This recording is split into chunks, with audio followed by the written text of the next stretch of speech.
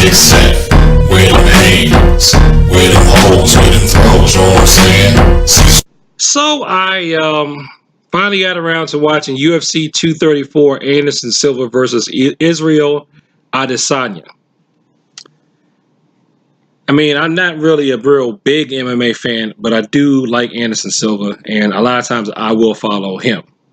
But I didn't catch the fight when it broadcast. I had to catch it afterwards. And I saw a bunch of complaint videos about this thing showed up in my feed, but I still ignored it. And then someone was talking about it at work. So I said, okay, this thing is creeping its way into my life, so let me see what happened. And you know what happened? It wasn't the disgrace or necessarily bad fight a lot of people are saying it is. To me, it proved one thing. It shows how when two fighters can strike, grappling does not occur. See, that fight demonstrated a problem that I tend to have when I'm trying to teach people to fight in all ranges. Punch, kick, throw, pin range. If people feel comfortable striking or they're very good at striking, they only have to be very good. If both people are on the same level striking wise and they have some competency, 9 times out of 10, they fight with striking. Now, I'd use the words they fight because back in the day when I was coming up, the expression was, and I'm paraphrasing, people try to wrestle you because they can't fight. What they meant was people who are not good strikers try to resort to grappling. And I've seen that happen. And a lot of times what would happen is contrary to what happened in the early UFC days in real fights, those usually went to strikers. If it starts off at a reasonable range where both people can see each other, the person who had the better striking skills won. Whenever someone would try to go on for a tackle, their face would get destroyed. They try to do some type of takedown, their face would get destroyed. Don't let them run into somebody who knew how to kick. As a matter of fact, if you really want to be true to those old school rules of the street, they were insisting upon a street level boxing match. They didn't even like for people to kick. But fights that I saw and a few fights that I had that I'm not, bragging about or anything, really didn't get to grappling that much. The most grappling I ever did was throwing someone. So it's basically pretty much stand up. And if anything went to the ground, if I had to do anything on the ground in a quote unquote real situation or a confrontation, it was because I was restraining someone.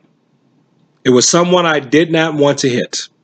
Now, if you notice, every time Anderson kept trying to grab Adesanya's leg, what happened? He got hit in the face. He got punched in the face every time he tried to grab the leg.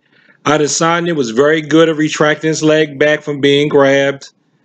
Oh, and there was something, one of the announcers called it a question kick because Adesanya knew how to throw a roundhouse kick he actually knew how to throw a proper roundhouse kick that was non-telegraphed. So they were calling that a question kick, like it was a mysterious technique. He was just chambering his roundhouse kicks. The same thing that a classically trained instructor or traditional instructor would tell you to do. So I'm thinking a lot of people may have been, if they are disappointed in the fight, they may have been mad because there was not hardly any grappling. There was really not much grappling to speak of. And if there's any complaint that I have, is Anderson Silva to me looked like he was playing with the guy. He was going in there. He was using a lot of snake style. It looked like he was doing some trapping. I think Anderson was trying out some techniques and approaches, and he wanted to try them out in as much pressure as possible that he could get in without having to break the law and get into an illegal fight. And so what better pressure can you have than to be going up against a professional fighter? Not only that, a professional fighter that's in 2 decades below you. Because Anderson Silva's, I believe he's 43. And the guy he was fighting, Adesanya, is 29. I mean, that's almost a 20-year difference. I mean, the fact that he even held his own against somebody like that, to me, is very impressive. One thing I did really, really like at the end of that fight, too, was how they knelt down and they bowed. Now, granted, the bowing they did was, well, based on my experience, that was a judo bow. That was from, kneeling down from Newaza. I don't think I've ever seen people bow like that unless they were doing groundwork. But whatever. They knelt down together, went into sitting position, and bowed, showing classical decorum. So I really like that a lot. And I like that they could pretty much conducted themselves as gentlemen. So maybe that's another thing that people have a problem with. I don't know. But bottom line is, I thought it was a pretty good display of technique, even though I do think Anderson Silva was playing with the guy. And I mean, at this point, what does Anderson Silva really have to prove? I've read he's got a net worth of $18 million.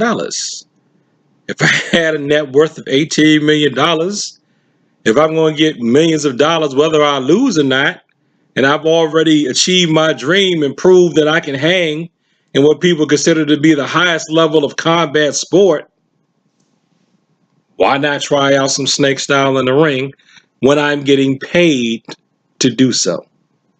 So thanks for watching this video. Like, comment, and subscribe. Please share this with people who like to talk about the martial arts. Just to be clear, no, I can't train you to be a cage fighter. That's not my thing. I've never fought in a cage. Will probably never fight in a cage. So my thing is training you to be a civilian and training you for self-defense and training you how to use violence to de-escalate things, because those are things that I have done. Okay. And peace. And thank you for your time.